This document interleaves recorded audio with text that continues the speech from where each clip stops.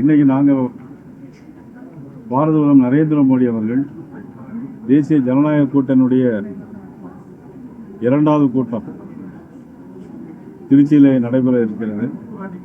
வர இருக்கிற 10ஆம் தேதி அதில் நாங்கள் இடம் தேர்வு செய்வதற்காக தேசிய ஜனநாயக கூட்டணியுடைய எல்லா தலைவர்களும் இப்போ பஞ்சப்பூரில் சென்று இடத்தை பார்க்க இருக்கிறோம்.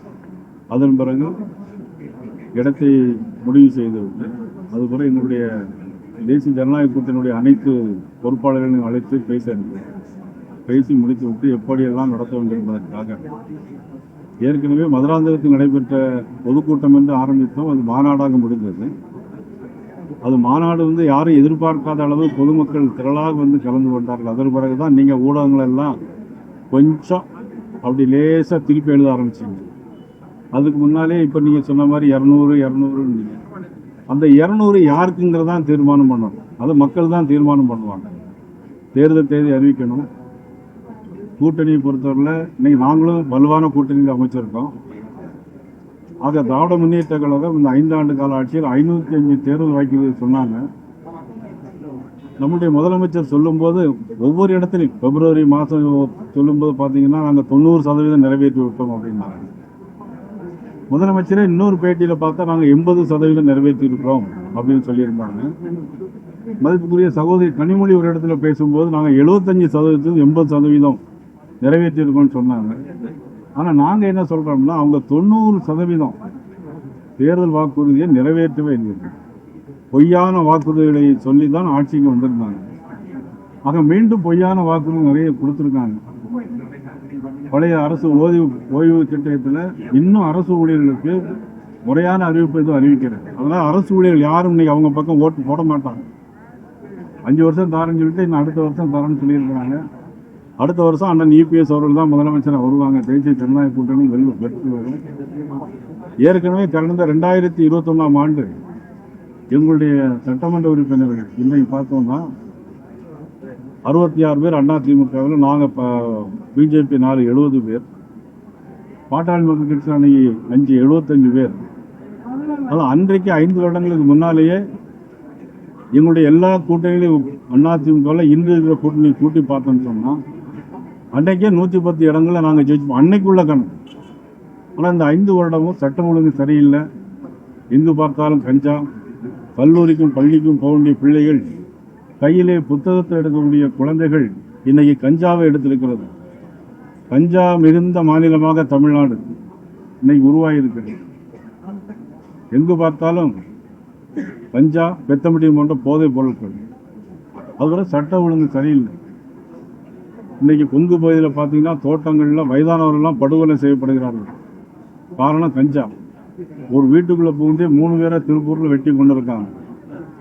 தோட்டங்களில் வயதானவர்கள் கை காலெல்லாம் துண்டு துண்டாக வெட்டி எடுத்துட்டு இருக்கிறதெல்லாம் கொள்ளையடிச்சு போகிறாங்க. யாருக்கும் எந்த பாதுகாப்பும் கிடையாது.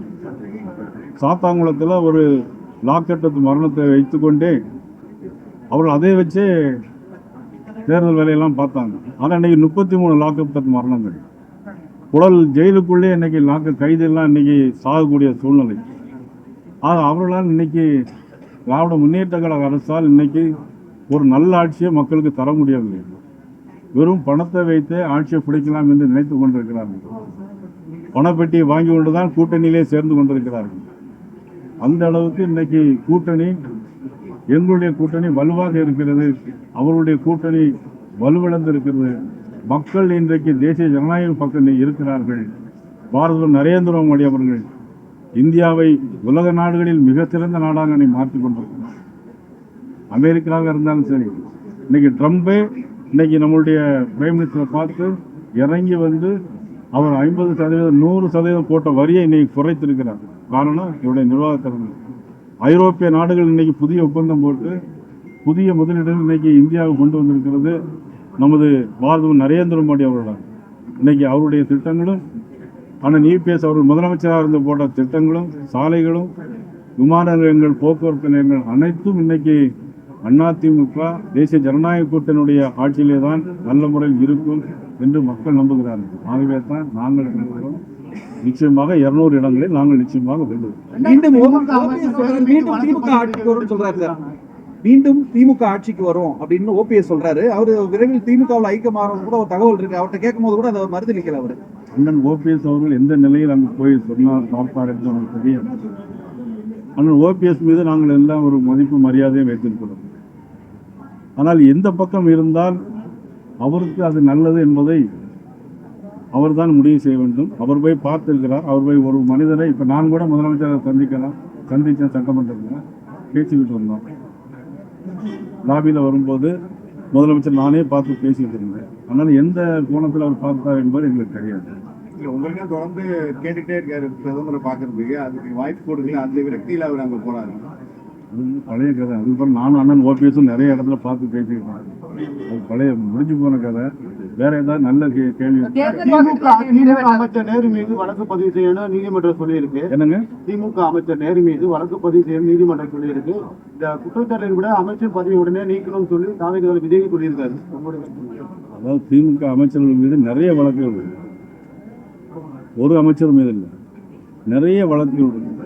எல்லார் பேர்லையும் இடி கேஸ் எல்லாம் இருக்கு. அது தனி நிர்வாகம். அது அவங்க பார்க்க வேண்டியது. நீதிமன்றம் சொல்லியிருக்காங்க, செய்ய வேண்டியது அவங்களுடைய கருத்து. ஏன்னா நீதிமன்ற கருத்துக்குள்ளே நான் போக முடியல. ஆனால் வர இருக்கிற 1ஆம் தேதி மதுரையிலும் மிக பிரம்மாண்டமான ஒரு மாநாடு நடைபெற இருக்கிறது. வருகிற 1ஆம் தேதி மதுரையில் பாரத நரேந்திர மோடி அவர்கள் கலந்து கொள்கிறார்கள். அண்ணன் இபிஎஸ் அவர்கள் கலந்து கொள்கிறார்கள். அதிலே தான் அண்ணன் அன்புமணி ராமதாஸ் அவர்களும் அண்ணன் டிடிவி தினகரன் அவர்கள் கலந்து கொள்கிறார்கள். நீதி கட்சியுடைய தலைவர் அண்ணன் நமது ஏசி சண்முகம் அவர்கள், நமது அன்புக்குரிய பாரிவேந்தர் அவர்கள், திரு ஜான் பாண்டியன் அவர்கள் எல்லோரும் மதுரையிலே கலந்து, ஐயா ஜி.கே. வாசன் அவர்கள் எல்லோரும் அதிலே கலந்து கொள்ள இருக்கிறார்கள்.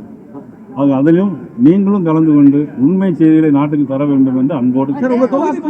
உங்க கூட்டணியில் இந்திய கூட்டணியில் இன்னும் கூட்டணி பேச்சுவார்த்தை இன்னும் எதுவுமே ஆரம்பிக்கும்.